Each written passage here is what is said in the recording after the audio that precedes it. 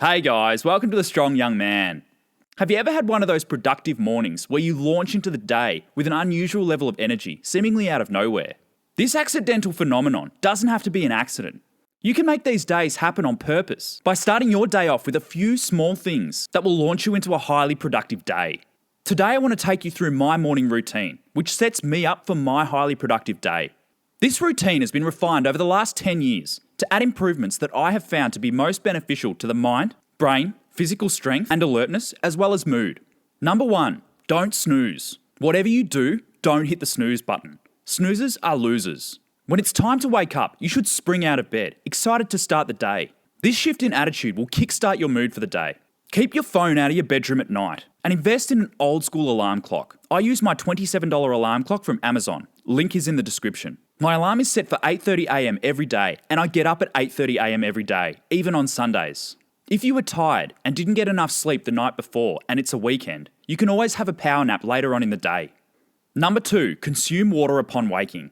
The body wakes up dehydrated. You have just gone 7 to 8 hours without consuming any fluids. Being dehydrated can cause headaches, fatigue, and weakness. The first thing I do immediately upon waking is I consume a big drink of water. More than half a litre is required. It can be spring or sparkling water. Sip the water over the first 30 minutes of the day to ensure maximum absorption. I use this water to take my vitamins in the morning, and I drink a can of water on the way to work in the car. Number 3, vitamins and minerals. Taking supplemental vitamins and minerals is highly recommended in today's world, given the deficiencies of the modern diet. In the morning, I take all of my supplements, which include vitamin D3, K2, magnesium glycinate, zinc glycinate, carnitine, garlic, and iodine. These supplements help to increase brain function, regulate hormones, and increase muscle strength. Another supplement I take is Himalayan pink salt, which will give you minerals such as sodium and calcium for muscle contraction, chloride for making stomach acid, as well as traces of other minerals commonly deficient in the diet, such as iron, potassium, phosphorus, boron, bromine, and copper. If you consume a low-carbohydrate diet or sweat a lot during the night, it is essential to replenish these lost minerals first thing in the morning. You can consume 4 grams raw and then chase it down with water, or add 4 grams into your morning water. Make sure you mix it properly so the salt doesn't heap at the bottom. If you don't like the taste, you can mix it in with a flavoured supplement like carnitine to make the habit easier to do. Don't be afraid of salt. Sufficient salt is required for optimal performance. I have dedicated episode 15 entirely to salt consumption. Number 4, blue light.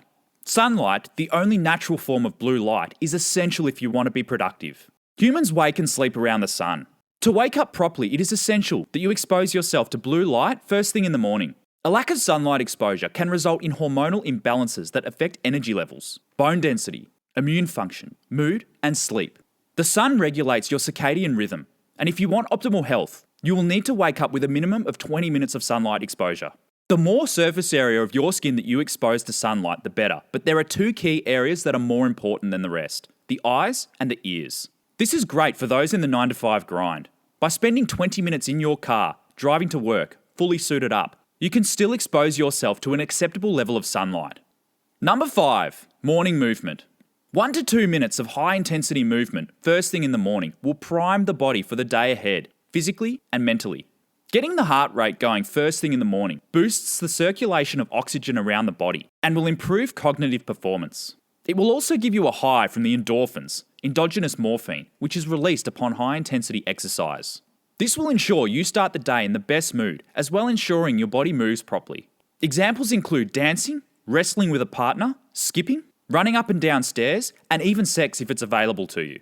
I'm not talking about a full-on workout. All you need is a couple of minutes of basic movement. Number 6, brush teeth.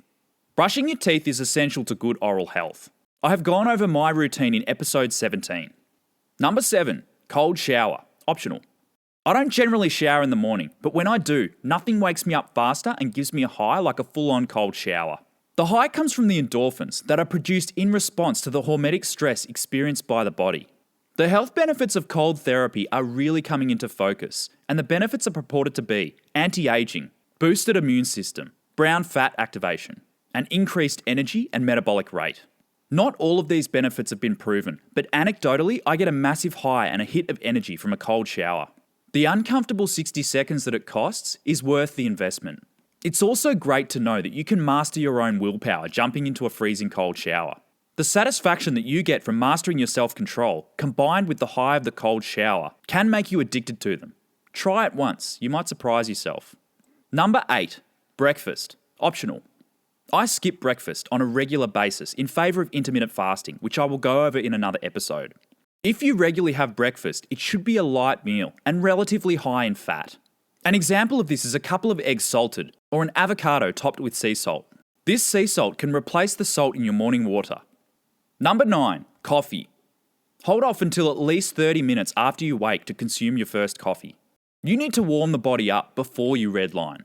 Rarely do you need the amazing benefits that coffee brings into your life right when you wake up. Caffeine can also reduce the absorption of iron, so if you are consuming supplemental iron, wait at least 1 hour until after this to consume your first coffee. I wait until I get into work to consume my first coffee to ensure that I reap the benefits when I need them the most. This will add to the already good foundation that you provided for yourself and leave you powering on throughout the day. Because I fast until 2:30 p.m. every day, I have my coffee black. I mix it up by putting various spices in the coffee to add taste. One of my favourite things to add into my morning coffee is star anise for a licorice flavour. Other regular additions to my coffee are cinnamon, nutmeg and cloves. Number 10. Make sure you get a good night's sleep the night before. I will give this one its own episode. It is far too important to just skim over. To put it all together, get a routine, no matter what. Humans are creatures of habit. Having a routine keeps things consistent and will ensure that you maintain the high standards that you set for yourself. Experiment with the order of these. The way I laid them out is my preferred way, which makes the most sense to me. Do you think I do all of these practices every single day? No. I am fallen and imperfect. These are the standards that I try and live up to. Like you, I aspire to be better, but I'm not always successful. I see the value of these ideas, and that's why I champion them. I hope that I can help you see the value of these ideas too. If you choose to follow them, you will also not be perfect, but you are striving to be better, and that is sufficient. You will benefit greatly from implementing only a few habits into your routine. If you are trying to practice everything in this regime, make sure you implement these methods slowly. Implementing everything at once can be too overwhelming. Change should be done in slow steps, as moving too fast can derail you entirely. This will leave you resenting the entire concept of self-improvement. I suggest picking the easiest practice, or the one that appeals to you the most, and implementing that until it becomes a natural part of your routine before trying to implement another. It should take time to perfect your own personal morning routine. As I have said, it has taken me 10 years. You will thank yourself when you feel complete at the end of your highly productive day, all kicked off with a finely tuned morning routine. Thanks for watching today's episode. In episode 26, I'll cover off why you should never date a single mother. Subscribe and click the bell icon to be notified when it drops. Catch you then.